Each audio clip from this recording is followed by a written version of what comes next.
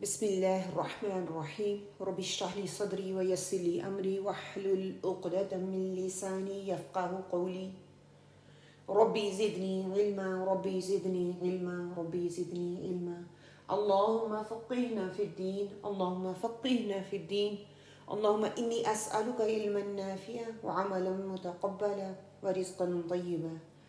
الحمد لله نحمده ونستعينه ونعوذ بالله من شرور أنفسنا ومن سيئات أعمالنا من يهده الله فلا مضل له ومن يضلل فلا هادي له.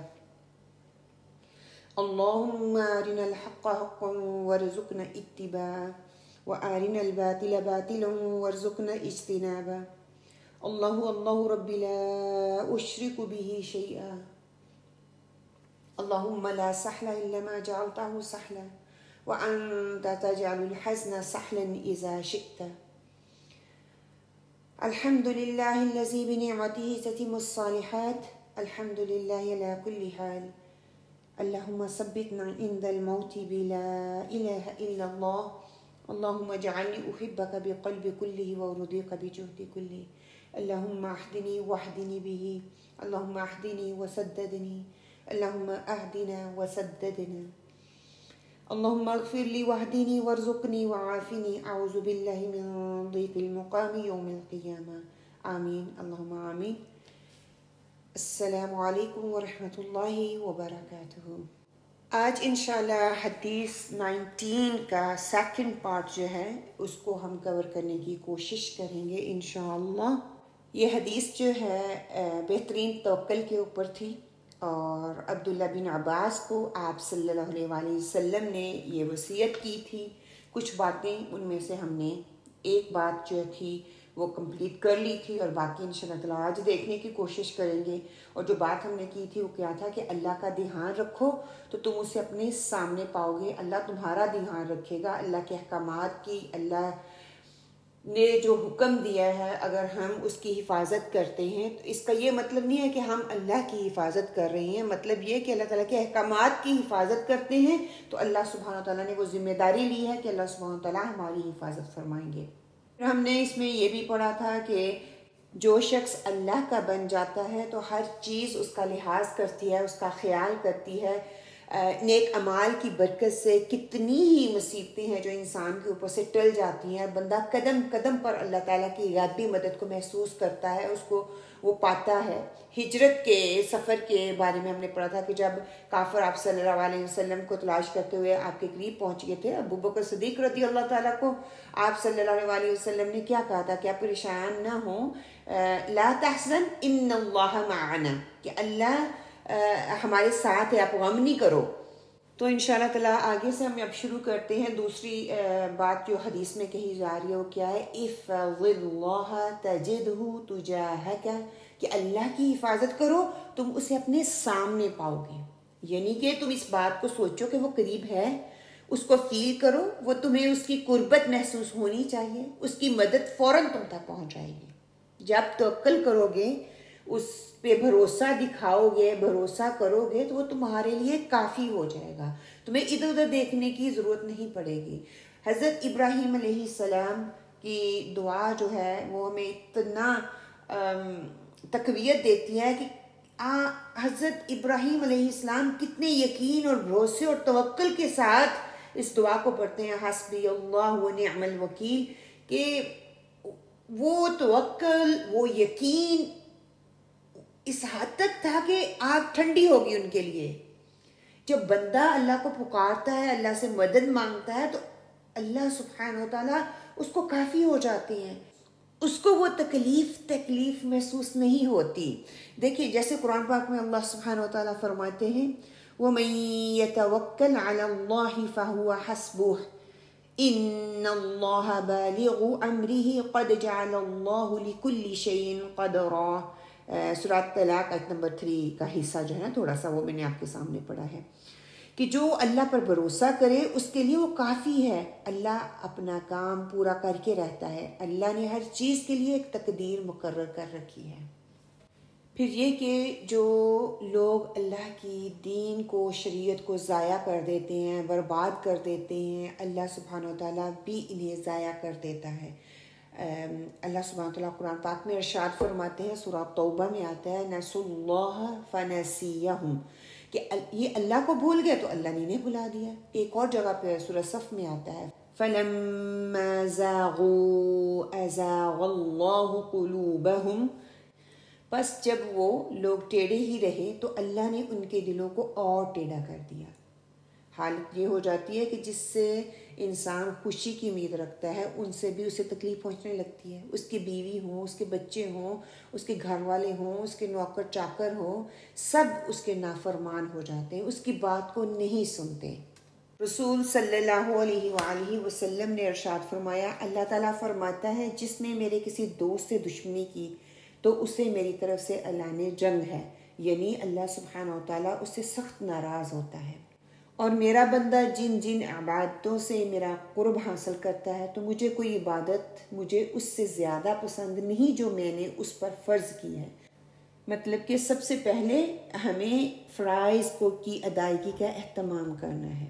پھر فرماتے ہیں اور میرا بندہ فرض ادا کرنے کے بعد نفل عبادتیں کر کے مجھ سے اتنا قریب ہو جاتا ہے کہ میں اس سے محبت کرنے لگتا ہوں۔ ہمیں کیا کرنے کی ضرورت ہے؟ بہت ہمیں اچھا لگتا ہے کہ جب کوئی دوسرا ہم سے محبت کرتا ہے نا، تو یہاں پہ تو معاملہ اللہ سبحانہ و تعالیٰ کے ساتھ ہے کہ اللہ محبت کرنے لگ جاتا ہے۔ اپنے فرائض کے ساتھ ساتھ نوافل کا اہتمام کریں۔ اگر صرف فرض پڑھتے ہیں تو اب نفلوں کو ادا کرنا شروع کر دیں۔ اگر آپ نوافل کا بھی اہتمام کرتے ہیں، دیکھیں اشراق کی نماز ہے، چاشت کی نماز ہے، تہجد کی نماز ہے، تحیۃ الوضو ہیں، یہ چھوٹی چھوٹی چیزیں اللہ کی قربت کا ذریعہ بنتی ہیں۔ یہ دیکھنے میں آپ کو لگتا ہے وضو کر لیا ہے تو میں نے اپنی نماز تو پڑھ ہی لینی ہے، اگر 2 نفل تحیۃ الوضو کے پڑھ لیں اللہ کی محبت میں، تو اللہ تعالیٰ کہتے ہیں اللہ بھی پھر اس کی قربت کو فیل کرتے ہیں، اللہ بھی اس کو اپنے قریب رکھنا چاہتے ہیں۔ تو یہ معاملہ اللہ کی محبت کا ہے میری پیاری بہنوں۔ یہاں پہ ہمیں ہر چیز سے بڑھ کر کیا کہا جا رہا ہے کہ اللہ کے احکامات کی پاسداری کرنی ہے، اور خاص طور پر فرائض کی پاسداری کرنی ہے۔ پھر اللہ تعالیٰ فرماتے ہیں جن سے میں محبت کرتا ہوں تو میں اس کا کان بن جاتا ہوں، جن سے وہ سنتا ہے، اس کی آنکھ بن جاتا ہوں جس سے وہ دیکھتا ہے، اس کا ہاتھ بن جاتا ہوں جس سے وہ پکڑتا ہے، اس کا پاؤں بن جاتا ہوں جس سے وہ چلتا ہے، اگر وہ مجھ سے مانگتا ہے تو میں اسے دیتا ہوں، پھر وہ کسی دشمن سے یا شیطان سے میری پناہ مانگتا ہے تو میں اس کی حفاظت کرتا ہوں۔ سبحان اللہ۔ ہم ادھر چل کے آئے تو اللہ سبحانہ و تعالیٰ کا اذن اس میں تھا، اتنا موسم خراب ہے، ہم بھی گھر بیٹھ سکتے تھے لیکن اللہ سبحانہ و تعالیٰ نے ہمیں توفیق دی، ہم گھر سے نکل کے آئیں، اللہ کی محبت میں ہم نکلے ہیں میری پیاری بہنوں۔ تو یہ پاؤں ہمارے لیے، یہ اللہ سبحانہ و تعالیٰ کہتے ہیں وہ پاؤں بن جاتا ہے جس سے وہ چلتا ہے، اس کی میں آنکھ بن جاتا ہوں جس سے ہم دیکھ کے راستہ گزر کے آئے ہیں، میں اس کا کان بن جاتا ہوں۔ سبحان اللہ۔ لیکن افسوس کیا ہے کہ ہم لوگ جو ہے نا لوگوں سے ڈرتے ہیں، لوگ کیا کہیں گے۔ بچوں کو بھی وہی ڈر ان کے دلوں میں ہم ڈال رہے ہیں۔ مثال کے طور پر حجاب کا معاملہ آتا ہے تو لوگ کیا کہیں گے، نقاب کا معاملہ آتا ہے لوگ کیا کہیں گے، لباس ہوتا ہے تنگ ہے کھلا ہے لوگ کیا کہیں گے۔ انا للہ و انا الیہ راجعون۔ اللہ سے ڈرنے کی ضرورت ہے، خود بھی اور بچوں کو بھی اس چیز کا احساس دلوائیں۔ لوگ جو ہے آپ کو کہیں بھی نہیں چھوڑیں گے، یہ ادھر سے بھی آپ کو کاٹ رہے ہیں ادھر سے بھی کاٹ رہیں گے، نہ ہم دنیا کے رہے نہ ہم آخرت کے رہے، تو اللہ کو خوش رکھیں گے ہم دنیا کے بھی اور آخرت کے بھی۔ جب پتہ چل جائے نا کہ اللہ کیا چاہتا ہے تو پھر ہمیں کیا کرنا چاہیے، وہ کام کر لینا چاہیے۔ مثال کے طور پر آپ کسی سے محبت کرتے ہیں تو آپ کو اس کی ہر بات سمجھ آ رہی ہوتی ہے نا کہ وہ آپ سے کیا چاہ رہا ہے یا چاہ رہی ہے۔ کیوں؟ کیونکہ محبت جو ہے نا آپ کو روشنی دیتی ہے، اور اگر یہی محبت اللہ سبحانہ و تعالیٰ کے لیے ہو اور وہ آپ کو روشنی دے رہی ہے تو آپ کو ہر راستہ جو ہے نا کلیئر اور واضح نظر آنا شروع ہو جاتا ہے۔ ایک چھوٹی سی مثال دیتی ہوں، ایک بچہ بیمار ہوتا ہے تو آپ کس سے پوچھتی ہیں کہ بچے کے ساتھ اب کیا کرنا چاہیے؟ خود ہی کرتی ہیں نا۔ بچہ اس کو بھوک لگتی ہے تو آپ کو آ کر وہ کہتا ہے کہ آپ کی ممتا کا تقاضا کیا ہوتا ہے کہ آپ سب کچھ چھوڑ کے اس کی بات کو سمجھتی ہیں، سنتی ہیں، اس کی خدمت میں لگ جاتی ہیں۔ اسی طرح اپنے رب سے محبت جب ہمیں ہوگی نا، ہمیں خود ہی پتہ چلنے لگ جائے گا کہ ہمارا رب ہم سے کیا چاہتا ہے، بغیر بتائے ہمیں پتہ چل رہا ہوگا۔ پھر وہ اس کی طرف ہم دوڑ لگائیں گے، اس کو کرنے کی کوشش کریں گے۔ وہ دوڑ جو ہوتی ہے نا اللہ کے کسی بھی حکم کو ماننے کے لیے، وہ اللہ کو بہت پسند آتی ہے۔ پھر اللہ اپنے بندے کی حفاظت کیوں نہ کرے گا جو بندہ اللہ کے لیے اپنا دن رات ایک کر رہا ہے، اللہ کے احکامات کو پورا کر رہا ہے، اللہ کے احکامات کو پورا کرنے کے لیے لوگوں سے وہ باتیں سن رہا ہے، تو اللہ سبحانہ و تعالیٰ اس کی حفاظت میں لگ جاتے ہیں۔ اسی طرح آپ صلی اللہ علیہ وسلم کی سیرت کے واقعہ جب ہم پڑھتے ہیں تو بہت سے ایسے واقعات ہیں جو جن سے ہمیں پتہ چلتا ہے کہ اللہ سبحانہ و تعالیٰ کی مدد کیسے پہنچتی ہے، جو اللہ کے دین کے لیے گھر سے نکلتے ہیں، اللہ کے دین کی بات کو سننے اور سنانے کے لیے نکلتے ہیں، قرآن کو پڑھنے اور پڑھانے کے لیے نکلتے ہیں، کیسے اللہ سبحانہ و تعالیٰ کی مدد ان کے ساتھ آتی ہے۔ ہجرت کے موقع پر جب آپ صلی اللہ علیہ وسلم ایک درخت کے نیچے بیٹھے ہوئے تھے تو ایک شخص تلوار لے کے آیا، تو اس نے یہ تلوار سے آپ کے اوپر وار کرنا چاہا، تو آپ صلی اللہ علیہ وسلم اس وقت کیا کہا، میرے لیے میرا رب ہی کافی۔ اس نے کہا تھا کہ مجھ سے اب آپ کو کون بچائے گا اے محمد صلی اللہ علیہ وسلم؟ تو آپ صلی اللہ علیہ وسلم نے کیا کہا تھا کہ میرا رب۔ تو ایک ہی لمحے میں کیا ہوا، اس کے ہاتھ کانپنے لگ گئے اور تلوار اس کے ہاتھ سے گر گئی اور وہ آپ صلی اللہ علیہ وسلم کے ہاتھ میں آ گئی۔ آپ صلی اللہ علیہ وسلم نے اس کو معاف فرما دیا۔ یہ یقین کی بات ہے نا، جب ہم یقین کے ساتھ کوئی بھی کام کرتے ہیں تو سبحان اللہ اللہ کی مدد آتی ہے، یہ نہیں کہ اللہ کی مدد نہیں آتی۔ تو ہر کام کو جب ہم اللہ کے لیے کرتے ہیں اور اللہ پہ پورا یقین اور توکل رکھتے ہوئے کرتے ہیں تو ہمیں اس بات کا بھی یقین ہونا چاہیے، لوگوں کی پرواہ نہیں ہونی چاہیے، اللہ کی مدد ضرور آئے گی اور آتی ہے۔ جب وہ یقین کا لیول آ جائے گا تو اللہ کی مدد ہمیں فیل ہونا شروع ہو جاتی ہے۔ تیسرا ٹاپک جو یہاں پہ بتایا جا رہا ہے، اذا سألت فاسأل اللہ، کہ جب سوال کرنے کی یا مانگنے کی نوبت آئے تو اللہ سبحانہ تعالیٰ سے مانگو۔ یہاں پہ جو بتایا جا رہا ہے، آپ صلی اللہ علیہ وسلم نے حضرت عبداللہ رضی اللہ کو دوسری وصیت جو فرمائی کہ جب بھی مانگنا ہو تو صرف اللہ تعالیٰ سے مانگو۔ اس کا تعلق انسان کی توحید سے ہے کہ انسان اپنی ہر قسم کی ضرورت صرف اور صرف اللہ سبحانہ و تعالیٰ کے سامنے پیش کرے۔ کوئی حاجت ہے کیونکہ وہی حاجت روا ہے، وہی مشکل کشا ہے، وہی ہماری مشکلوں کو، ہماری تکلیفوں کو، ہماری ضرورتوں کو پورا کرنے والا ہے، تکلیفوں کو دور کرنے والا ہے، ہماری حاجتوں کو پورا کرنے والا ہے۔ جب انسان اس کے علاوہ کسی اور کو یہ سمجھتا ہے، وہ کہتے ہیں کہ یہ توحید کے منافی چیز جاتی ہے، وہ شرک میں آ جاتا ہے کہ تمام انسان خواہ کتنے ہی نیک کیوں نہ ہوں، اپنی تمام حاجات اور ضروریات کے لیے وہ اللہ سبحانہ تعالیٰ ہی کے محتاج ہیں، وہ کسی اور کی طرف سے پورا کر ہی نہیں سکتا۔ کوئی بھی انسان کسی کی ضرورت کو پورا نہیں کر سکتا الا یہ کہ اللہ سبحانہ تعالیٰ کسی کے دل میں ڈال دیں اور وہ نرمی دل میں آئے تو ہم کسی کی ضرورت، کسی سم ٹائم ایسا ہوتا ہے نا اللہ سبحانہ تعالیٰ کی طرف سے ہمارے دل نرم ہو جاتے ہیں، اللہ سبحانہ تعالیٰ ہمارے دل میں وہ چیز ڈال دیتے ہیں کہ کسی ضرورت مند کی ہم فوراً سے ضرورت کو پورا کر دیتے ہیں، کہ اللہ تعالیٰ نے اسباب بنانے ہوتے ہیں نا۔ پھر یہ کہ جو شخص اللہ سبحانہ تعالیٰ سے مانگتا ہے تو اللہ سبحانہ تعالیٰ اس کی ضرورت کو پورا بھی فرماتے ہیں۔ آپ صلی اللہ علیہ وآلہ وسلم نے فرمایا، بے شک اللہ تعالیٰ صاحب حیا و کرم ہے، جب بندہ اللہ تعالیٰ کے سامنے ہاتھ پھیلاتا ہے تو اللہ تعالیٰ اس کو حیا آتی ہے کہ اس کے ہاتھ کو خالی واپس نہ لٹائے، کہ کتنا اللہ سبحانہ تعالیٰ مہربان ہے۔ رات کے وقت جب ساری کائنات آرام کر رہی ہوتی ہے، اللہ سبحانہ تعالیٰ انسان کو پکارتے ہیں، ایک مومن کو، ایک مسلمان کو پکارتے ہیں رات کے آخری پہر میں، کہتے ہیں کہ اللہ سبحانہ تعالیٰ آسمان پر تشریف لا کر بندوں کو پکارتے ہیں کہ کیا ہے کوئی مغفرت طلب کرنے والا، میں اس کو معاف کر دوں، کوئی ہے مجھے پکارنے والا، میں اس کی پکار کا جواب دوں، کوئی ہے سائل سوال کرنے والا، اس کو میں عطا کروں۔ اس طرح گوئنگ آن، ہر چیز سے جب آپ گزر رہے ہوتے ہیں اللہ تعالیٰ ہر ایک بندے کو پکار کے یہ کہتا ہے۔ یہ حدیث جو ہے نا، یہ صحیح مسلم کی حدیث ہے، صحیح بخاری میں بھی آتی ہے تو انسان جو ہے اللہ کی طرف رجوع کرنے والا ہو، اللہ سے مانگنے والا ہو، اپنی ہر حاجت جو ہے اور اپنی ضرورت اللہ تعالیٰ ہی سے طلب کرنے والا ہو، تو اللہ سبحانہ تعالیٰ اس کی ہر حاجت اور ضرورت کو وہ پورا کرتے ہیں۔ دوسرے لفظوں میں کہا جائے تو اللہ سبحانہ و تعالیٰ یہاں پہ مجھے اور آپ کو یعنی کہ بندوں سے کہہ رہے ہیں کہ بندوں سے نہ مانگو۔ کیوں؟ کیونکہ بندوں سے ایک کے بعد دوسری دفعہ مانگو گے تو ذلیل وہ کر دے گا۔ دنیاوی زندگی میں انسان کو ہر کوئی نہ کوئی پریشانی رہتی نا، ہر کوئی نہ کوئی پریشان ہوتا ہے، ہمیں انسانوں کے ساتھ واسطے پڑھتے رہتے ہیں، ہم انسانوں سے مانگتے رہتے ہیں، ہم خود دعا نہیں کرتے، ہم کیا کہتے ہیں دوسروں کو کہتے ہیں کہ یہ تھوڑا پڑھا لکھا ہے، یہ اللہ کے قریب ہے، ذرا تھوڑا نیک نظر آ رہا ہے، آپ میرے لیے دعا کرتے ہیں۔ اللہ سبحانہ تعالیٰ تو کہہ رہا ہے کہ تم مجھ سے مانگو تو صحیح، ڈائریکٹلی مجھ سے مانگو، دوسروں سے نہیں مانگو۔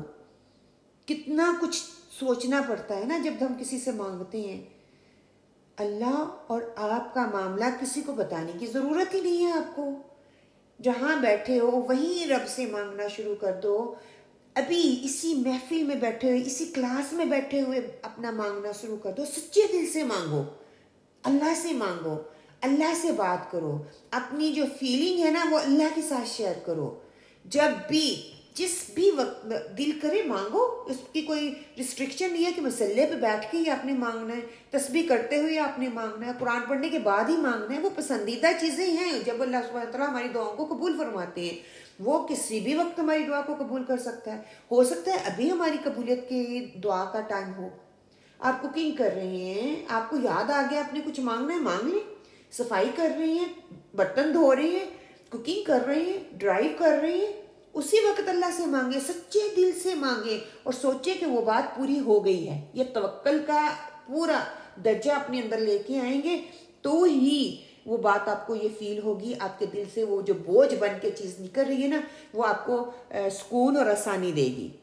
دیکھیں جو ہر حال میں اللہ کی طرف پلٹتا ہے نا، اللہ سے مانگتا ہے، اللہ کو بہت اچھا لگتا ہے۔ ہماری ہر چیز اسی کے ہاتھ میں تو ہے، ہر چیز پر وہ قادر ہے، ہر چیز اس کی ہے، وہ ہم سے دور نہیں ہے، وہ ہمارے قریب ہے۔ سورہ البقرہ میں اللہ سبحانہ وتعالیٰ کیا فرماتے ہیں؟ وَإِذَا سَأَلَكَ عِبَادِي عَنِّي فَإِنِّي قَرِيبٌ أُجِيبُ دَعْوَةَ الدَّاعِ إِذَا دَعَانِ، کہ اے نبی محمد صلی اللہ علیہ وآلہ وسلم، میرے بندے اگر تم سے میرے متعلق پوچھیں تو انہیں بتا دو کہ میں ان سے قریب ہوں، پکارنے والا جب مجھے پکارتا ہے تو میں اس کا جواب دیتا ہوں۔ یہ نہیں کہ اللہ سبحانہ تعالیٰ جواب نہیں دیتے۔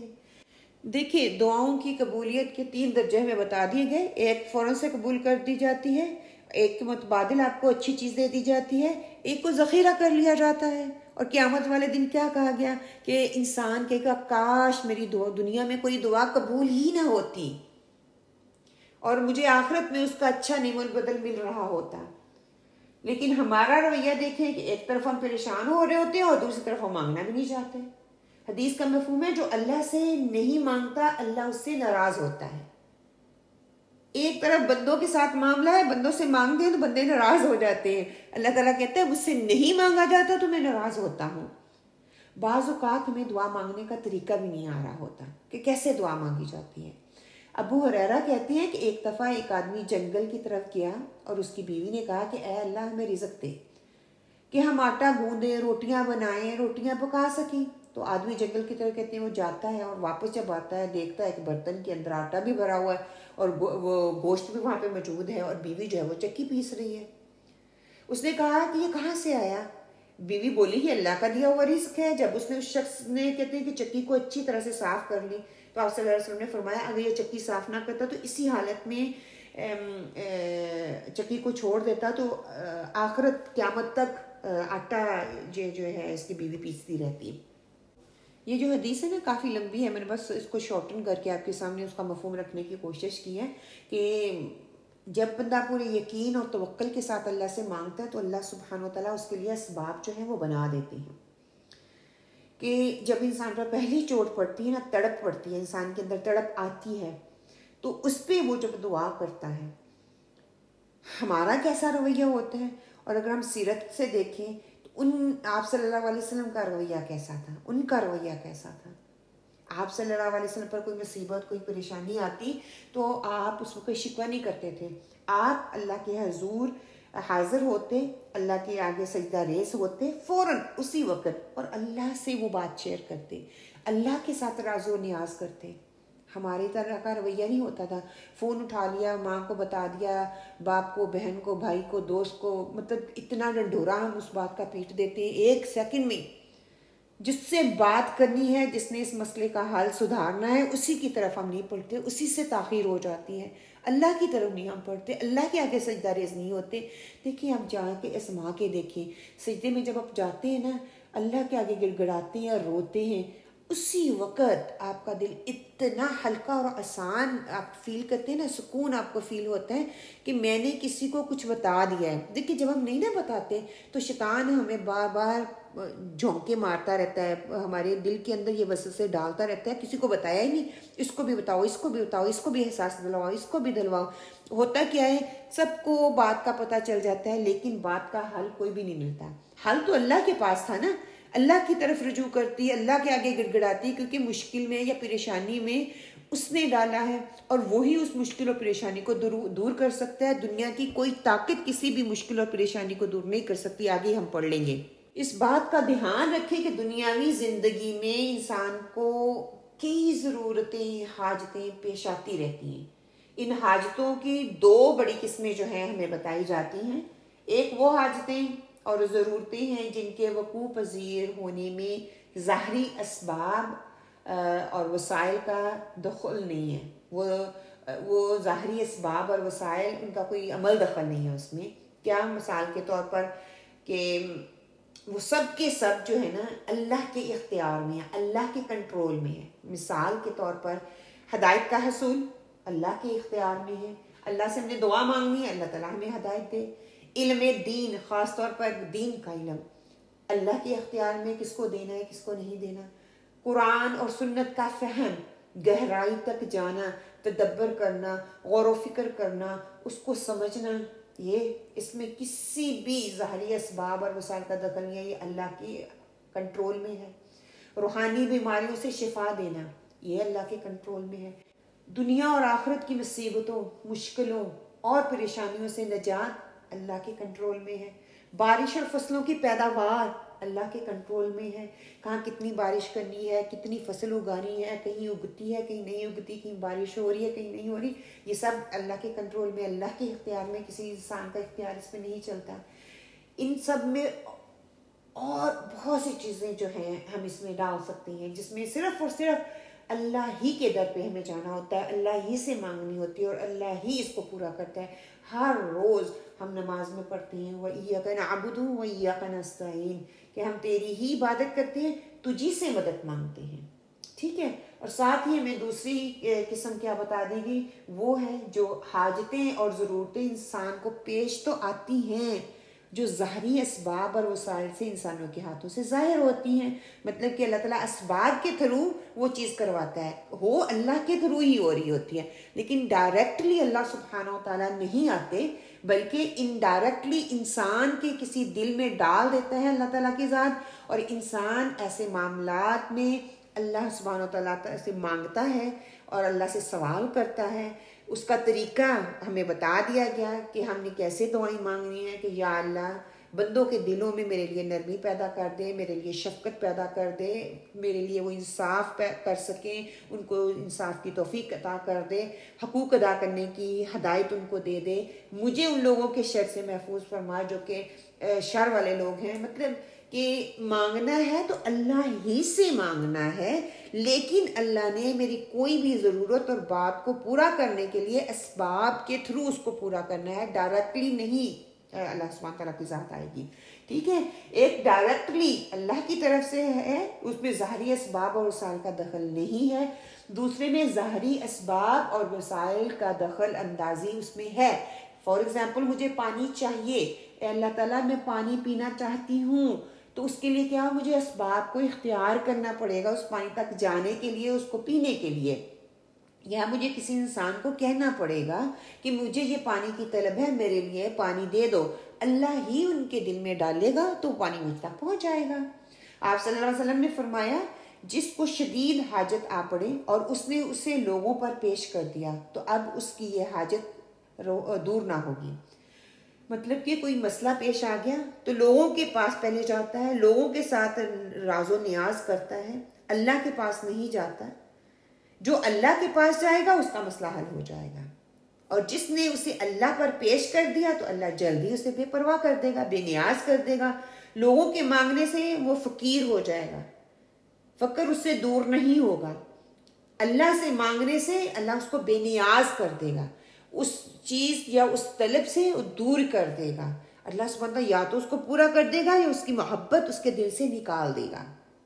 آپ صلی اللہ علیہ وآلہ وسلم نے فرمایا اللہ تعالیٰ غنی ہے، حوصلے والا ہے، یعنی کہ وہ الغنی اور الحلیم ہے، دوسروں کو برداشت کرنے والا ہے، سوال سے بچنے والے سے محبت کرتا ہے، جو سوال دوسروں کے آگے ہاتھ نہیں پھیلاتا، دوسروں کے سوال نہیں کرتا، اللہ سبحانہ تعالیٰ اس کو پسند کرتے ہیں۔ اور 3 لوگوں سے اللہ سبحانہ تعالیٰ بغض رکھتے ہیں۔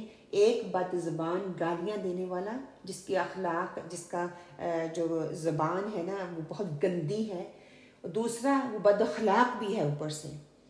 دوسرا بندہ کیا ہے کہ فاجر، غلط بات کرنے والا، اللہ تعالیٰ اس کے لیے بھی اپنے دل میں بغض رکھتے ہیں۔ تیسرا چمٹ کر لوگوں سے مانگنے والا، پیچھے ہی پڑ جانے والا۔ اور یہ پاکستان میں تو ہم بہت اچھے سے اس چیز کو ایکسپیرینس کر سکتے ہیں کہ کسی بندے کے پیچھے ہاتھ دھو کے پڑ جانا۔ دیکھیں اللہ سے مانگیں گے تو اللہ کہتا ہے میں بے نیاز کر دیتا ہوں۔ لوگوں سے مانگو گے وہ آپ کی ضرورت پوری نہیں ہوگی۔ چھوٹی چھوٹی ضرورتوں کے لیے ہم دوسروں کے آگے ہاتھ پھیلا دیتے ہیں، یعنی کہ اپنی ضرورتوں کو ہم کنٹرول کریں، اپنے اوپر ہم کنٹرول کر لیں۔ ہمیں نہیں، میری چادر تو نہ پاؤں پھیلائی نا، کہتے ہیں نا کہ چادر دے کے پاؤں پھیلاؤ، لیکن نہیں، ہم نے دوسروں سے مانگنا، اور بغیر محنت کے جب مل رہا ہوتا ہے تو پھر انسان دھکے سے ہی لیتا ہے نا۔ ایک دفعہ کہتے ہیں کہ ایک صحابی آپ صلی اللہ علیہ وسلم کے پاس اور آپ صلی اللہ علیہ وسلم سے آ کے کہا کہ اللہ کے رسول صلی اللہ علیہ وسلم مجھے چھوٹی سی نصیحت فرما دیں۔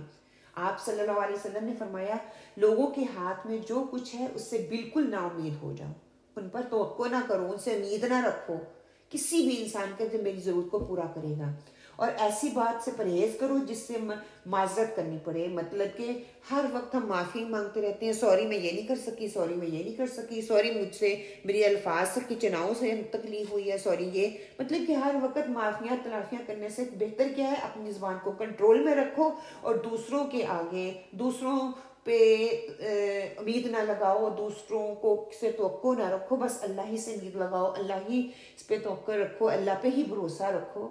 آپ صلی اللہ علیہ وسلم نے کہا کون ہے جو لوگوں سے نہیں مانگے گا تو میں اس کو جنت کی جو ہے وہ ضمانت دیتا ہوں۔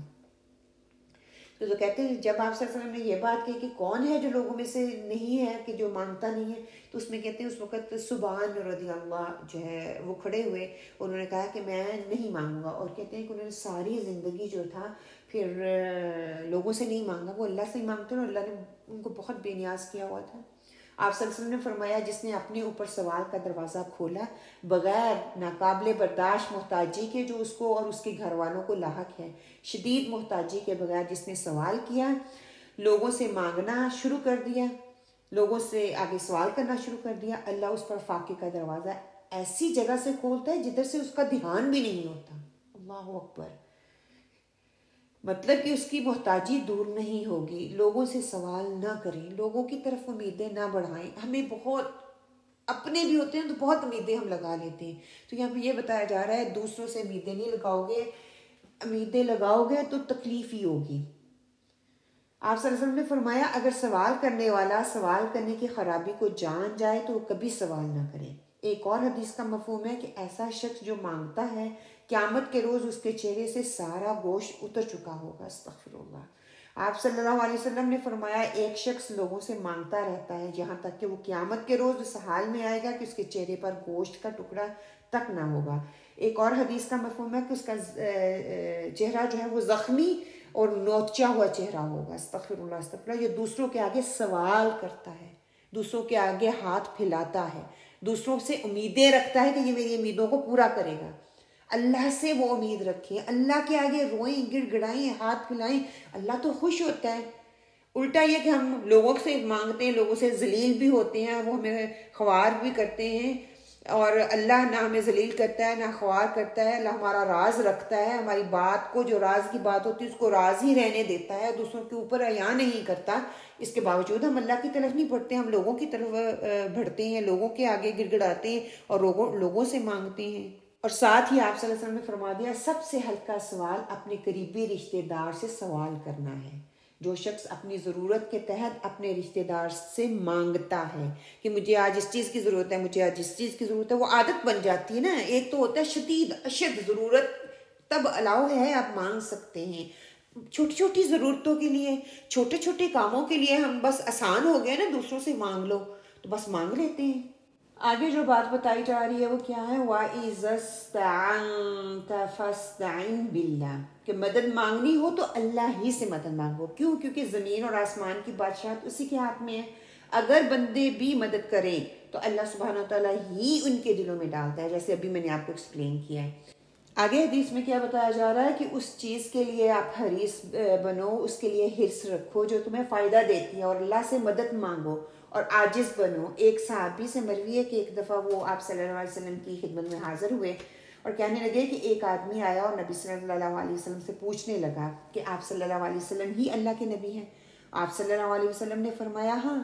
اس نے پوچھا آپ کس چیز کی دعوت دیتے ہیں؟ آپ صلی اللہ علیہ وسلم نے فرمایا میں ایک اللہ کی طرف بلاتا ہوں، اسی کی دعوت دیتا ہوں۔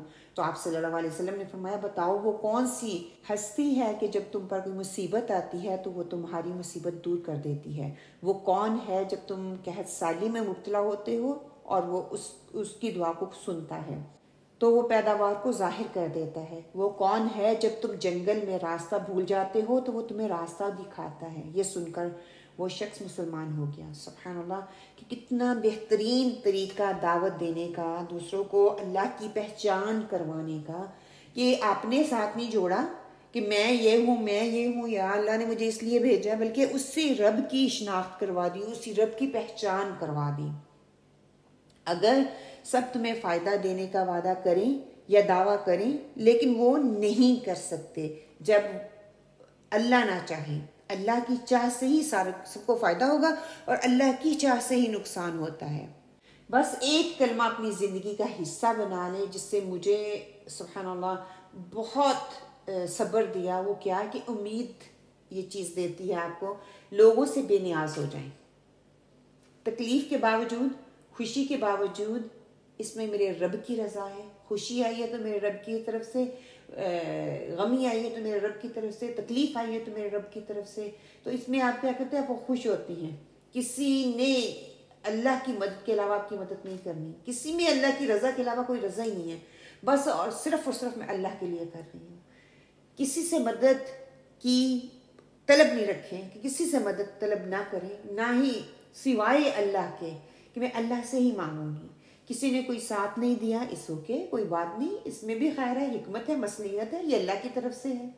اس بات کا یقین کر لیں کہ یہ میرے رب کے فیصلے ہیں، جو خیر پر مبنی ہے وہ بھی رب کی طرف سے ہے، یہ ظلم پر مبنی ہے، وہ لوگ جو ہے وہ ظلم کرتے ہیں تو اس طرح کے وہ فیصلے حق پہ نہیں کر سکتے، تو اس اوکے، مجھے تکلیف ہوتی ہے، یہ نہیں کہ نہیں ہوتی، لیکن کیا کروں کہ یہ میری نااہلی ہے کہ میں لوگوں پہ رلائی کر رہی ہوں، میں نے اللہ کو چھوڑ دیا ہے۔ کئی دفعہ ایسا ہوتا ہے نا، آپ دوسروں پہ رلائی کرنا شروع کر دیتے ہو، بعد میں آپ کو پتہ چلتا ہے۔ اور بعض اوقات ہم اپنی اولاد کو یہ سوچ کر پالتے رہتے ہیں کہ یہ بڑے ہوں گے، یہ میرے کام آئیں گے، مجھے سنبھالیں گے، میرے ساتھ رہیں گے، میرے قریب گھر لے لیں، دور نہ جائیں، میں اپنے بیٹے کے بغیر رہ نہیں سکتی۔ مطلب کیری آن، گوئنگ آن، ایک نیچرلی ہے، ایک ماں ہونے کے ناطے یہ محبت کا اظہار ہے، لیکن یہ محبت کہیں یہ نہ ہو کہ ان کی محبت اللہ کی محبت پہ حاوی آ رہی ہو۔ مسئلہ یہاں پہ آتا ہے، ہم ان کی محبت میں اللہ کی حدود کو پامال کرتے ہیں۔ اللہ کہتا ہے جو میری حدود کو، میرے احکامات کو پامال کرے گا میں ان کی حفاظت نہیں کروں گا۔ اور کئی دفعہ ایسا ہوتا ہے کہ ان بچوں کی اپنی مجبوریاں ہوتی ہیں، وہ چاہنے کے باوجود وہ کام نہیں کر پا رہے جو آپ چاہ رہے ہوتے ہیں۔ اور بعض اوقات دوسروں کی اولاد زیادہ مددگار ہوتی ہے، زیادہ خدمتگار ہوتی ہے، اور اس لیے کبھی اولاد کے دور ہونے یا اولاد کے نہ سننے پر بھی ہمیں جو ہے نا وہ غم ہونا شروع ہو جاتا ہے۔ وہ ہم سننا نہیں چاہتے، وہ ہم سبحان اللہ مطلب تکلیف ہوتی ہے، تو کیا اس وقت کیا کہیں؟ حسبی اللہ نعم الوکیل، حسبنا اللہ نعم الوکیل۔ ابراہیم کا جو کلمہ تھا کہ میرے لیے میرا رب کافی ہے، تکلیف ہوگی، مشکل پیش آئے گی، لیکن پھر بھی لوٹنا رب ہی کی طرف ہے۔ شیطان ہمارا کھلا دشمن ہے، یہ قرآن نے کہہ دیا ہے، تو اس کو ہم کیسے ڈینائی کر سکتے ہیں؟ وہ ہمیں خوش رہنے ہی نہیں دے گا، اس کا تو مشن ہے، وہ ہمیں اللہ سے غافل کرنے کے لیے تو اللہ نے اس کو یہ مشن دیا، ایک ہمیں مشن دے دیا لوگوں کو اللہ کے ساتھ جوڑنے کے لیے، اور اس نے مشن لے لیا اللہ سے دور کرنے کے لیے۔ اس بات کا یقین کریں کہ ساری کی ساری طاقت، ساری کی ساری قدرت اور سارے کا سارا اختیار اللہ سبحانہ تعالیٰ کے پاس ہے۔ سورہ الاعراف 1:8 میں آتا ہے، آپ کہہ دیجئے مجھے تو خود بھی اپنے آپ کو نفع نقصان پہنچانے کا اختیار نہیں، اللہ ہی جو چاہتا ہے وہ کرتا ہے۔ اسی طرح سورہ یونس میں آتا ہے، اور اللہ کے سوا کسی کو مت پکارو، اور جو نہ تمہیں فائدہ دے سکتا ہے نہ کوئی نقصان دے سکتا ہے، تم ایسا کرو گے تو یقیناً ظالموں میں سے ہو جاؤ گے۔ سورہ توبہ میں اللہ سبحانہ تعالیٰ فرماتے ہیں قُل لَن يُصِيبَنَا إِلَّا مَا كَتَبَ اللَّهُ لَنَا هُوَ مَوْلَانَا وَعَلَى اللَّهِ فَلْيَتَوَكَّلِ الْمُؤْمِنِينَ۔ آپ ان سے کہہ دیجئے ہمیں ہرگز کوئی برائی یا بھلائی نہیں پہنچتی مگر وہ جو اللہ نے ہمارے لیے لکھ دی ہے، وہی ہمارا مولا ہے، وہی، اور مومنوں کو اس پر بھروسہ ہے، اور مومنوں کو اس پر بھروسہ کرنا چاہیے۔ اور کوئی بھی مشکل آئے، پریشانی آئے، جسمانی تکلیف ہو، نفسیاتی کوئی مرض ہو، اپنے انسان کو اپنی تقدیر پر ایمان جو ہے وہ مضبوط ہونا چاہیے۔ جب یہ بات اچھی طرح ہمارے اندر راسخ ہو جاتی ہے، انسان سمجھ جاتا ہے، نصرت صبر کے ساتھ وابستہ ہے نا، کہ کوئی تکلیف آئے، کوئی مصیبت آئے، کوئی مشکل آئے، اس وقت میں نے صبر کرنا ہے۔ اللہ سبحانہ تعالیٰ کیا کہتے ہیں؟ سورہ البقرہ میں یہ آتا ہے، یا ایھا الذین آمنوا استعینوا بالصبر والصلاة ان اللہ مع الصابرین، کہ ایمان والو صبر اور نماز سے اللہ سے مدد چاہو، بے شک اللہ صبر کرنے والوں کے ساتھ ہے۔ یہ کتنی عجیب بات ہے نا کہ اللہ سبحانہ تعالیٰ نے آپ صلی اللہ علیہ وسلم کے ذریعے واضح ہدایات جو ہے ہم تک پہنچا دی۔ ہزاروں لاکھوں مسلمان تقدیر پر ایمان رکھتے ہوئے بھی کیا کرتے ہیں کہ وہ قبروں پہ جاتے ہیں، درگاہوں پہ جاتے ہیں، آستانوں پہ وہ جاتے ہیں، وہاں پہ ٹھوکریں مارتے ہیں، منتیں و مرادیں وہاں سے پوری کروانے کی کوشش کرتے ہیں کہ ان سے مانگتے ہیں۔ کتنی افسوس کی بات ہے نا۔ آپ صلی اللہ علیہ وسلم نے تو بتایا تھا کہ مومن کا تنگی اور فراغی، دکھ اور سکھ میں، رنج اور راحت میں، خوشی اور غمی میں اللہ سے تعلق یکساں ہی ہوتا ہے، اس کی زندگی میں اعتدال اور یکسانیت ہوتی ہے۔ ایسا نہیں ہے کہ دکھ اور تکلیف میں تو وہ اللہ سبحانہ و تعالیٰ سے خوب گڑ گڑا کر، آہوزاری کر کے اللہ تعالیٰ کو پکار رہا ہے، نیکیاں کر رہا ہے، باتیں کر رہا ہے، وظیفے کر رہا ہے، اور جب اس کو فراغی آتی ہے، کشادگی آتی ہے، وہ اپنی ہی دولت کی دھن میں لگ جاتا ہے، وہ اللہ تعالیٰ کے احکامات کی پامالی کرتا ہے، ان کو توڑتا ہے، اور پھر دیکھتا ہی نہیں اتنا سرکش وہ ہو جاتا ہے۔ آپ صلی اللہ علیہ وسلم نے فرمایا ایسی چیز کی حرص کرو جو تمہارے لیے فائدہ مند ہو، اور اللہ سے مدد مانگتے رہو، اور اس چیز سے عاجز نہ ہو کہ تم پر کوئی مصیبت آ جائے تو تم کہو کہ کاش میں ایسا نہ کرتا۔ کیوں؟ کیونکہ کاش کا لفظ شیطان کا دروازہ کھول دیتا ہے، یہ آپ کی ویکنس شیطان کو پتہ چل جاتی ہے۔ اور جان لو کامیابی اور مدد صبر کے ساتھ ہے۔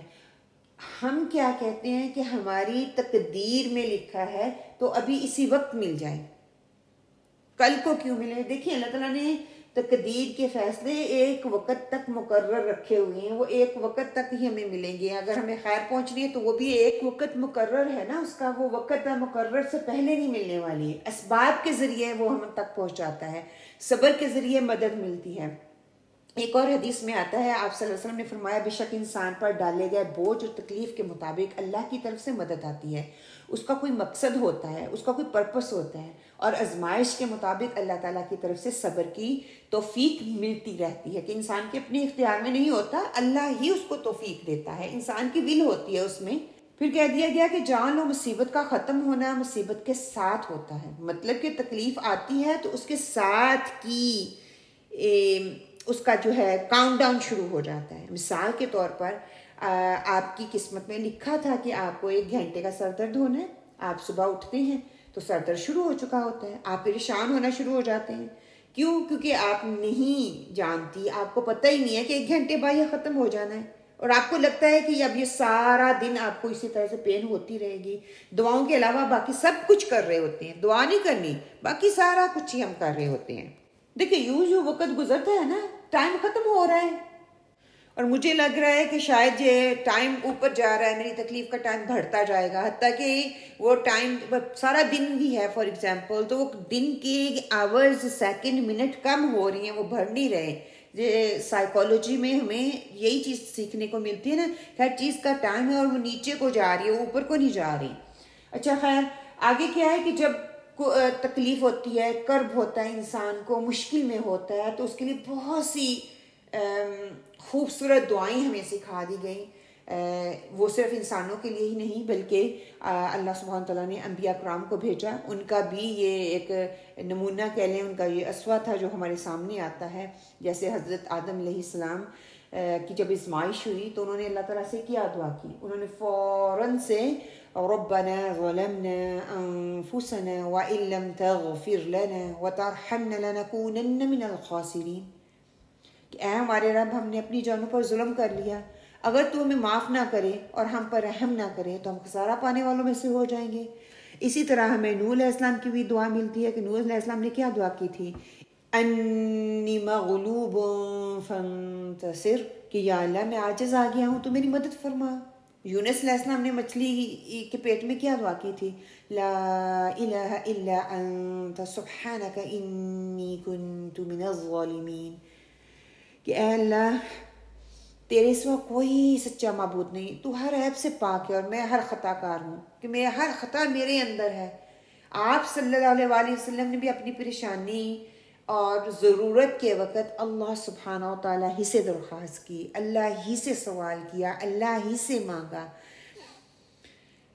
آپ صلی اللہ علیہ وسلم کا ارشاد ہے کہ من لم یسأل اللہ یغضب علیہ، جامع ترمذی کی یہ حدیث ہے، سنن نسائی میں بھی ہمیں ملتی ہے کہ کیا جو شخص اللہ تعالیٰ سے نہ مانگے تو وہ اللہ اس سے ناراض ہوتا ہے. یعنی کہ دنیا کے لوگوں سے مانگو وہ ناخوش ہوتے ہیں، اللہ انسان کی اتنی قدر کرتا ہے جب وہ اللہ سے مانگتا ہے، خوشی میں بھی مانگتا ہے، ناراضگی میں بھی مانگتا ہے، تو اللہ سبحانہ وتعالیٰ کو خوشی ہوتی ہے کہ انسان جو ہے اس کی طرف لوٹ کے آیا ہے، انسان جو ہے وہ مجھ سے مانگ رہا ہے. کسی کی عربی میں کہاوت ہے، لا تسأل بنی آدم حاجتہ واسأل الذی ابوابہ لا تحجب اللہ یغضب ان ترکت سؤالتہ وابن آدم حین یسأل یغضب. یعنی انسان سے کوئی چیز نہ مانگو بلکہ اس سے مانگو جس کے کرم اور سخاوت کے دروازے ہمیشہ کھلے رہتے ہیں، کبھی بند نہیں ہوتے. اگر تو اللہ سے مانگنا ترک کر دے گا تو ناراض ہوگا، جبکہ اس کے برعکس اگر انسان سے سوال کرے گا، انسان سے مانگے گا تو انسان ناراض ہو جائے گا. کتنا کھلا انسان اور اللہ سبحانہ و تعالیٰ رب کا کتنا فرق ہے نا، نظر آ رہا ہے. اللہ تعالیٰ سے مانگنا چھوڑ دیں گے تو وہ ناراض ہوتا ہے، ابن آدم سے کچھ مانگیں گے تو وہ ناراض ہوتا ہے. آپ صلی اللہ علیہ وسلم نے وصیت فرمائی تھی وَإِذَا سَأَلْتَ فَاسْأَلِ اللَّهِ، کہ جب بھی مانگو اللہ سبحانہ تعالیٰ سے مانگو.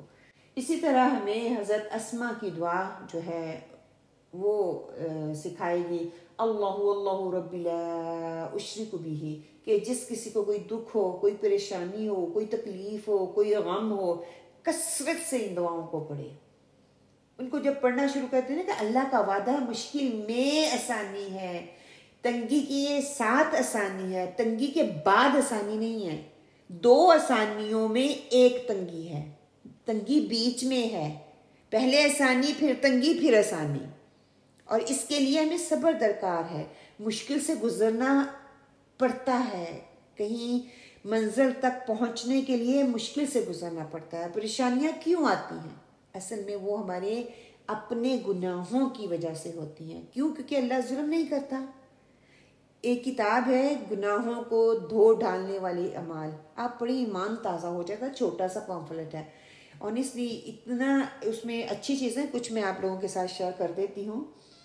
کہ نماز گناہوں کو مٹا دیتی ہے، توجہ سے جمعہ پڑھنے والے جو ہیں وہ جمعہ جو ہے اس کے گناہوں کو جو مٹا دیتا ہے۔ سمیع اللہ لمن حمیدہ کا جواب دینا، اللہم ربنا لک الحمد، یہ گناہوں کو مٹا دیتا ہے۔ وضو کرنا اور وضو کے بعد 2 رکعت پڑھنا، تحیۃ الوضو ہو جائیں، وہ اشراق کے ہو جائیں، اور وضو کے جو خاص نفل ہیں ان کو تحیۃ الوضو ہی کہا جاتا ہے، ٹھیک ہے۔ وضو کرنا اور بعد میں 2 رکعت نفل پڑھنا۔ پھر اسی طرح کہتے ہیں کہ 100 مرتبہ سبحان اللہ کہنے سے بھی گناہ مٹا دیے جاتے ہیں۔ نماز کے بعد تسبیحات کرنے سے گناہ مٹا دیے جاتے ہیں۔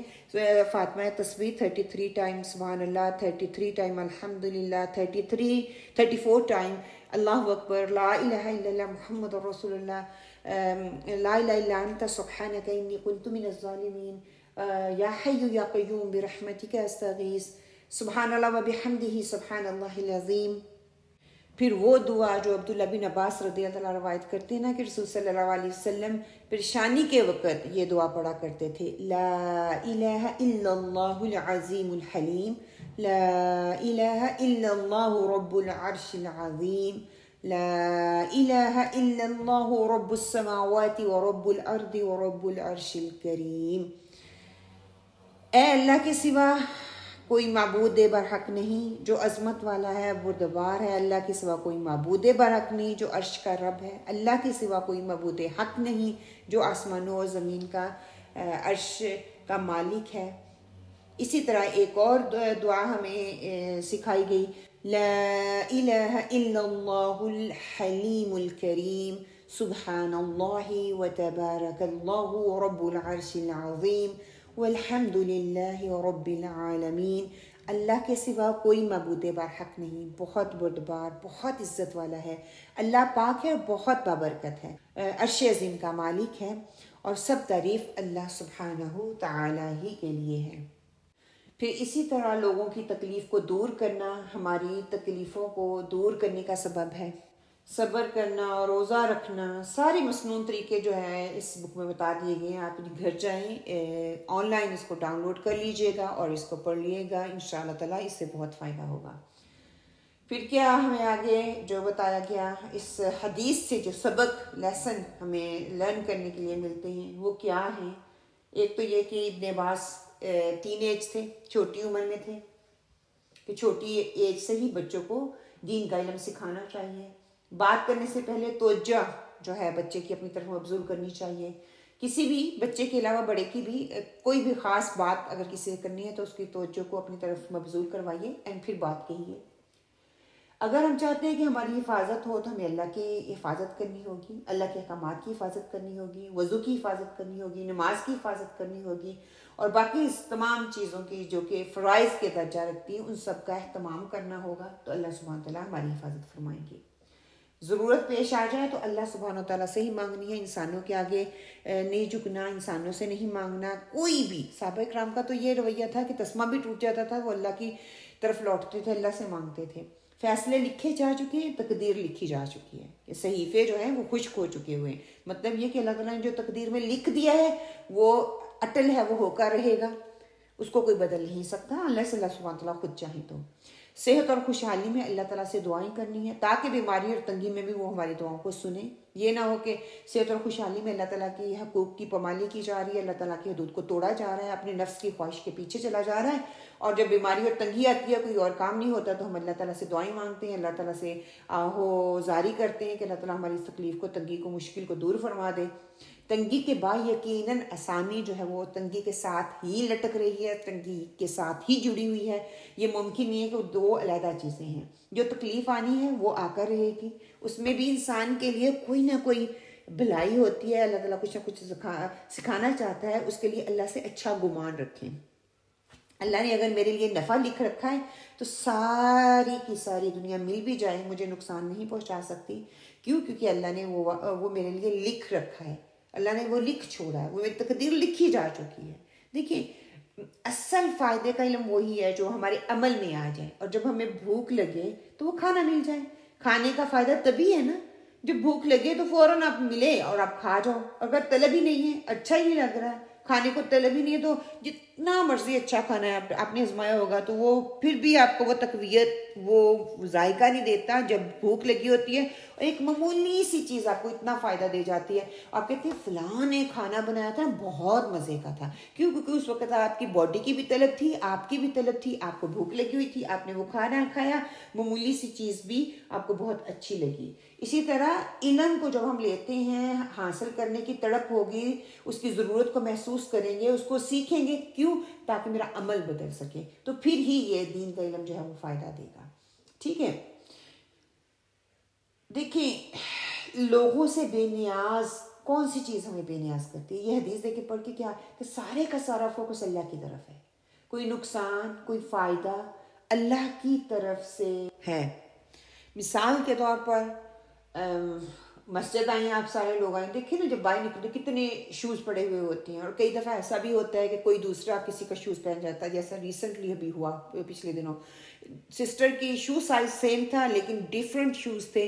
डिफरेंट दो सिस्टर्स एक दूसरे के ऑपोजिट फीट जो हैं वो शूज़ के वो पहन के चले गई। अब वहाँ पे इंसान जो है फ़ौरन से सोचता है कि मेरा जूता कहाँ चला गया, कौन ले गया या कौन चोरी करके ले गया। हम फौरन कहते हैं ना कि कोई उठा के ले गया होगा।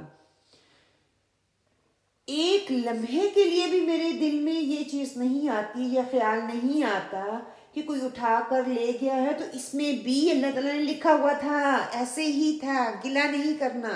ये अल्लाह ने ऑलरेडी लिखा हुआ था, मैंने मस्जिद में आना है, मैं शूज़ वहाँ पे रखने हैं, शूज़ रखी जाएंगे। हो सकता है वो मेरा टेस्ट है, मैं कैसी अल्फाज का इस्तेमाल करती हूँ, मैं कैसा गुमान दूसरों पे करती हूँ, मस्जिद वालों के बारे में मेरा क्या गुमान जाता है। फ़ौरन से हम जो है नेगेटिव सोच रखना शुरू कर देते हैं ना। तो क्या है, वहाँ पे भी पॉजिटिव होना है। जब फ़राइज़ अदा करते हैं तो हम अल्लाह से जुड़ रहे होते हैं ना, कि जब हर वक्त जुड़े रहते हैं तो उसी से मांगते हैं, और जब उसी से मांगते हैं तो उसी से उम्मीद रखते हैं। जब उसी से उम्मीद रखते हैं तो मोहब्बत उसी से होती है, तो अक्ल का लेवल उसी के साथ फिर बढ़ेगा ना। देखिए हम में से बहुत से लोग ऐसे हैं जो अपने आप को ना इनसिक्योर फील करते हैं, गैर महफूज महसूस करते हैं। आम में से है कोई? हाथ खड़ा करें।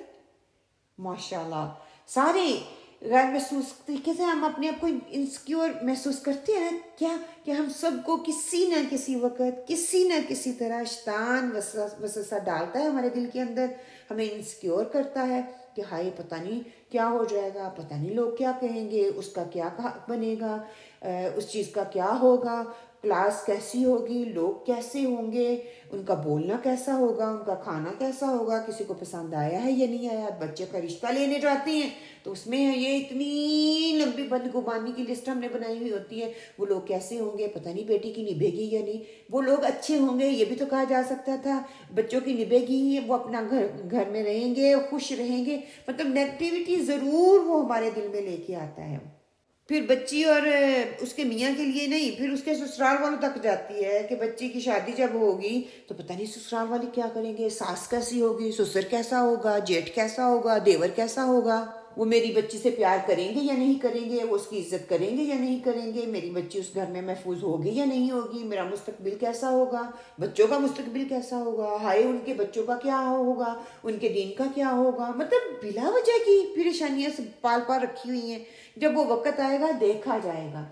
देखिए इब्राहीम अलैहिस्सलाम के दौर को याद करें। इब्राहीम अलैहिस्सलाम ने अपनी नस्लों के लिए और आइंदा नस्लों के लिए दुआ की थी कि हमें ऐसे ही दुआ करनी है। दुआ ही एक ऐसा हथियार है जो हमारे साथ है।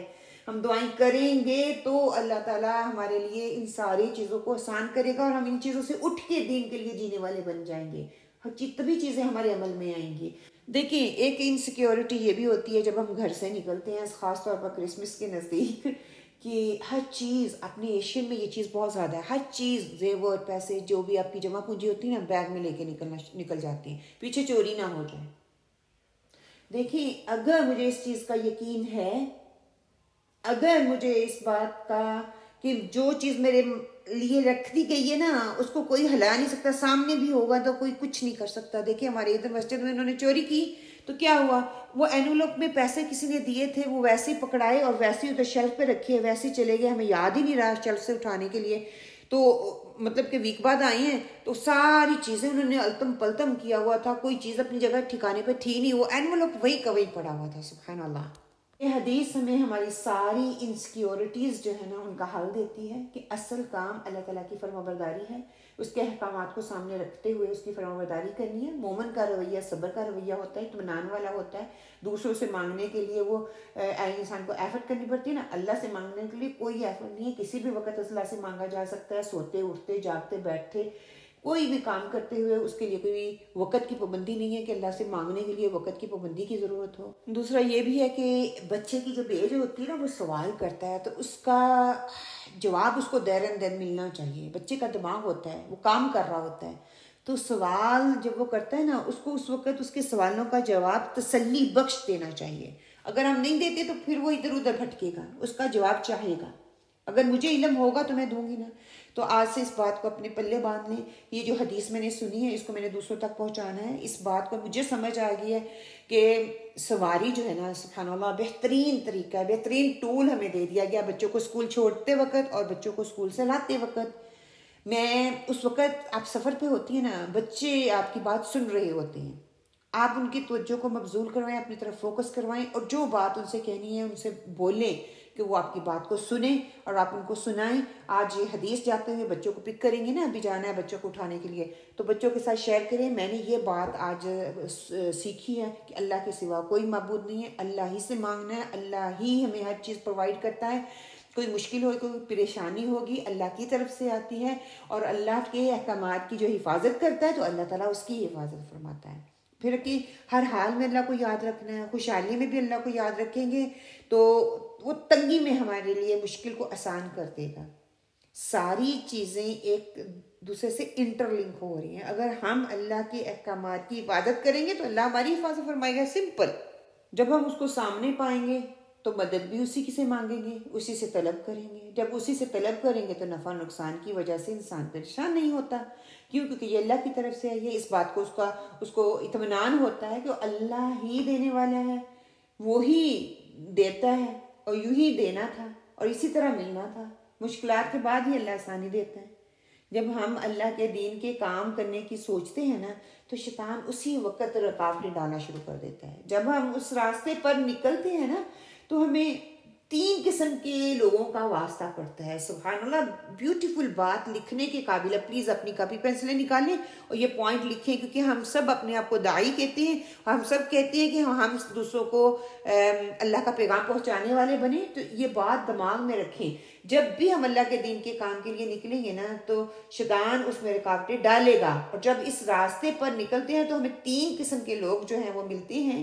ایک آپ کے لائک مائنڈڈ لوگ ہوتے ہیں، آپ اس کے ساتھ کمفرٹیبل فیل کرتے ہیں، آپ اپنی باتوں کو ان کے ساتھ شیئر کرتے ہیں.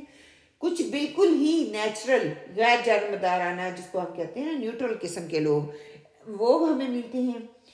اور تیسرے قسم کے ایسے لوگ ہوتے ہیں آپ جتنی بھی ان کے ساتھ خیر کر لیں، جتنی بھی پیار اور محبت سے ان کو سمجھانے کی کوشش کر لیں، انہوں نے آپ کی بات کا مطلب غلط ہی نکالنا ہے، غلط ہی میننگ دینے ہیں.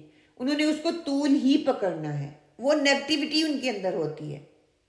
آپ پھر اس وقت اس چیز کو پازیٹیو لینے والے ہو جاتے ہیں کہ ہر نفع و نقصان کا ضامن اللہ کو جب بنا لیتے ہیں نا تو آپ اس کام کو انجوائے کرنے لگ جاتے ہیں. آپ اس بات کا اندازہ نہیں کر سکتے کہ اللہ کے لیے کام کرنا کتنا خوبصورت عمل ہے. سبحان اللہ، کہ آپ کو کتنا سکون، کتنا اطمینان یہ چیز دیتی ہے. کوئی بھی پرابلم دل میں نہیں اترتی، اور جو ہی اترنا شروع ہوتی ہے نا ہونٹوں پہ پہلی بات کیا ہوتی ہے کہ اللہ میرے ساتھ ہے نا، وہ سنبھال لے گا. اللہ کے لیے کر رہی ہوں نا، وہ مجھے سنبھالے گا، مجھے ضائع نہیں کرے گا. اور آپ بھی اللہ سے دعا کیا کریں کہ اللہ تعالیٰ ہمیں ضائع نہ کرنا. ہمارے اندر جو صلاحیتیں، جو خوبیاں دے کے ہمیں بھیجا ہے وہ ہم اچھے طریقے سے ان کو یوٹیلائز کر سکیں. جب آپ ہر چیز اللہ پر ڈال دیتے ہیں نا تو آپ چھوٹی چھوٹی چیزوں کو اللہ پر چھوڑ دیں تو آپ سبحان اللہ فوکس میں رہتے ہیں، ہر کام خوبصورتی کے ساتھ کرتے ہیں. کیوں؟ آپ کو مطلب آپ کو ایک برڈن جو ہوتا ہے نا آپ کے دل میں وہ بالکل ختم ہو جاتا ہے اور وہ آپ بہت ریلیکس فیل کرتے ہیں. آپ کے اندر ایک جذبہ آتا ہے وہ نماز کے بعد ہم دعا پڑھتے ہیں نا، اللہم لا مانع لما اعطیت، یہ والی دعا جو ہے، کہ آپ کے اندر قوت آپ اپنے اندر فیل کرتے ہیں، آپ کے اندر وہ جذبہ آتا ہے کہ کوئی میرا کچھ بگاڑ نہیں سکتا. ہو سکتا ہے ایک چیز تمہیں سخت ناپسند ہو، لیکن اللہ نے اسی میں تمہارے لیے خیر رکھ دی ہے. اللہ سے دعا ہے کہ اللہ ہم سب کو خیر کثیر سے نواز دے، دوسروں میں خیر بانٹنے والا بنا دے. اللہ سبحانہ تعالیٰ اس حدیث سے ہمیں بہترین لینے والا بنائے. اللہ سبحانہ تعالیٰ ہمیں اپنے احکامات کی، ہمیں اللہ کی حفاظت کرنے والوں میں بنا دے، تاکہ اللہ ہماری حفاظت کرے. اللہ ہماری نسلوں کو اپنی حفاظت کرنے والا بنا دے، تاکہ تو اے میرے مالک ان کی حفاظت فرما. اللہ ہر خیر کو ہمارے حصے میں رکھ دے، ہر شر کو ہم سے دور فرما دے. اے پروردگار عالم، جو بھی آج اس حدیث سے پڑھ کر دل کو سکون اور اطمینان مل رہا ہے کہ ہر خیر اور کامیابی تیری طرف سے ہے، کوئی کچھ نہیں کر سکتا. جو الفاظ کہنے سے جو دل کو سکون اور اطمینانیت ملتی ہے، وہ کہیں نہیں آپ ڈھونڈ سکتے. ان کے لیے تو الفاظ بھی نہیں ہے. وہ جو کیفیت آپ کے اندر آتی ہے، وہ کیفیت ہمیں عطا فرما دے. اے پروردگار، ہماری چھوٹی چھوٹی ٹوٹی پھوٹی کوششوں کو قبول فرما. ہم ان احادیث کا، قرآن کے ترجمے کا، تفسیر کا حق نہیں دے سکتے. اے پروردگار، ہماری ان ٹوٹی پھوٹی کوششوں کو قبول فرما دے، ہمیں استقامت عطا فرما. ربنا تقبل منا إنك أنت السميع العليم. سبحانك اللهم وبحمدك أشهد أن لا إله إلا أنت أستغفرك وأتوب عليك. وما علينا إلا البلاغ. السلام عليكم ورحمة الله.